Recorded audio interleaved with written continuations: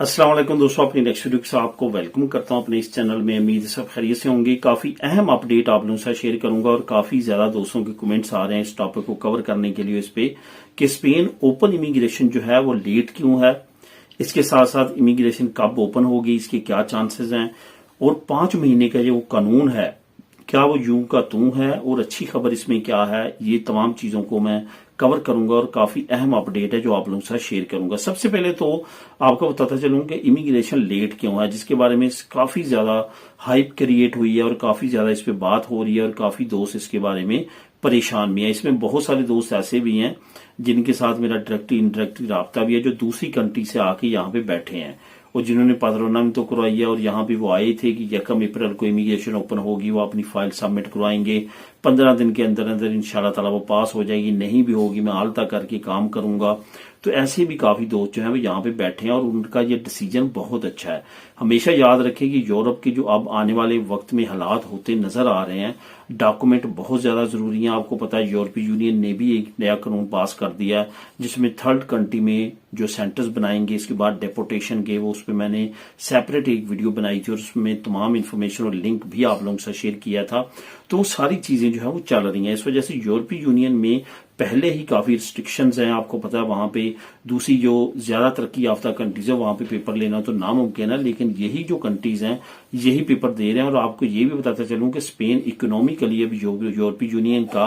अच्छा खासा जो है वो डेवलप्ड कंट्री है और यहाँ पे इकोनॉमिकली ग्रोथ तमाम यूरोपीय यूनियन से फास्ट है। तो इस वजह से ये भी ये जो खित्ता है जिसमें पुर्तगाल है, फ्रांस है, स्पेन है, इटली है, ग्रीस है, इनमें इस वक्त इकोनॉमिकली सबसे स्ट्रांग जो कंट्री है वो स्पेन है और आने वाले वक्त में इंशाल्लाह ताला मजीद होगा क्योंकि इसकी इकोनॉमिकल ग्रोथ जो है पिछले 2-3 साल से काफी फास्ट है और अभी भी काफी ज्यादा फास्ट होगी। जैसे इमिग्रेशन से रिलेटेड मजीद जो है वो लोग इंटर होंगे, इनके सुविधा सोशल सिस्टम में मजीद इनको टैक्स मिलेगा और मजीद यहाँ पे डेवलपमेंट बढ़ेगी, तो इंशाल्लाह ताला मजीद यहाँ पे ग्रोथ आएगी, इकोनॉमिकली मजीद बेहतर होगा। तो यही वजह है कि यहाँ के जो प्राइम मिनिस्टर हैं बारहा मरतबा ये बात कर चुके हैं कि इमिग्रेंट्स इनके लिए नेमत है और इनको ये पॉजिटिव यूज करके मुल्क को आगे लेके जाना चाहते हैं। अब यहाँ पे जो सबसे अच्छी चीज है जो मैं आपको यहाँ पे बताना चाहूंगा कि बहुत ज्यादा चांस है कि इंशाल्लाह ताला ये जो 14 अप्रैल की मंगल है यहाँ पे आपको बहुत अच्छी अपडेट मिलेगी। इस मंगल में तकरीबन 90% और 90% से भी ज्यादा चांस है कि अनाउंसमेंट हो जाएगी कि कब इमिग्रेशन ओपन हो रही है। यहाँ पे मैं अहम बयान भी आपको बताता चलूं जो कि यहाँ की इमिग्रेशन मिनिस्टर की तरफ से आया। उस लेडी ने ये कहा है कि हम बिल्कुल भी ओपन इमिग्रेशन से पीछे नहीं हटे, सिर्फ और सिर्फ अभी हमने अपने अदारों को प्रिपेयर करना है, अदारों को इस काबिल कर रहे हैं कि ताकि ये जो इमिग्रेशन का प्रोसेस है ये हम स्मूथली तमाम का तमाम कर सकें। जाहिर है लाखों की तादाद में लोग इसमें रजिस्टर्ड होंगे और 15 दिन के लिए अंदर तमाम का जो है आपने आंसर देना है और अगर नहीं देना तो सुविधा सोशल में उनकी आलतें करनी है। तो ये तमाम डिपार्टमेंट्स इसमें इन्वॉल्व हैं और इन तमाम को प्रिपेयर करने की जरूरत है। जहां तक बात है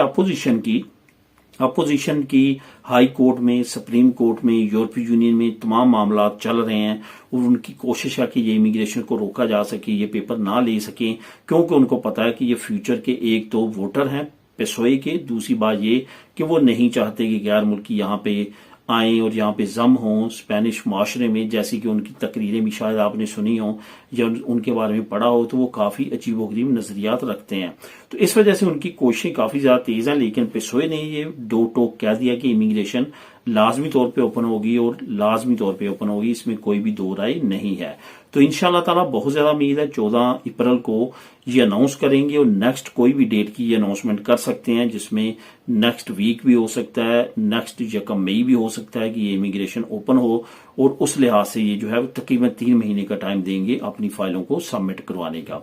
अब यहाँ पे मैं जो बात करूंगा अहम वो ये है कि जो 5 माह का कानून है, यानी कि जो 31 दिसंबर 2025 से पहले का इन्होंने अनाउंस किया था कि वो लोग यहाँ पे होंगे तो उनको ही पेपर मिलेंगे, उसके बारे में अच्छी खबर ये है कि इंशाल्लाह ताला बहुत ज्यादा चांसेस हैं कि ये जैसे अभी लेट हो रहा है उस डेट को भी ये बढ़ा सकते हैं। उस डेट को जो है 5 महीने की जगह ये 6 कर सकते हैं और 6 से भी आगे ले जा सकते हैं। जैसे कि मैंने कई मरतबा मुख्तलिफ वीडियो में ये बात की है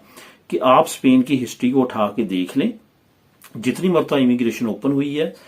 एंड वाला जो टाइम होता है इमिग्रेशन क्लोज होने का, 1 हफ्ता 2 हफ्ते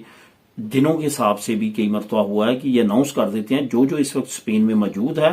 वो पेपर जमा करवा के जो है वो इमिग्रेशन ले सकता है, यहाँ पे रेजिडेंट कार्ड अप्लाई करके ले सकता है। उसमें इन्होंने ना कहा होता है कि इतने टाइम यहाँ पे हो, ना कहा होता है कि उनके पास कोई और लवाजमात हो। सिर्फ आपके लिए क्या जरूरी है कि आपका पासपोर्ट आपके पास हो, आप यहाँ पे मौजूद हों, आपके पास जो है वो लाजमी तौर पे पेनालिस हो, यानी कि आपका पुलिस का जो रिकॉर्ड है वो आपके पास होना चाहिए। अगर वो नहीं है या उसमें कोई मसला है तो फिर आपके लिए प्रॉब्लम हो सकती है, अदरवाइज आपको यहाँ पे पेपर मिल जाते हैं। और यहाँ तक आपने अगर नहीं भी सुना तो मैं आपको बताता चलूं कि 24 घंटे रहते होते हैं, 48 घंटे रहते होते हैं तो ये अनाउंस कर देते हैं कि तमाम लोग अप्लाई करके इमिग्रेशन ले सकते हैं। इस वजह से पूरा उम्मीद रहें जो लोग बाहर से आए हैं उनको भी यहाँ पे रहना चाहिए, वेट करना चाहिए। इंशाल्लाह ताला इमिग्रेशन ओपन होगी और इमिग्रेशन उनको मिलेगी। मिलेंगे नेक्स्ट वीडियो में नई अपडेट्स के साथ। अल्लाह हाफिज।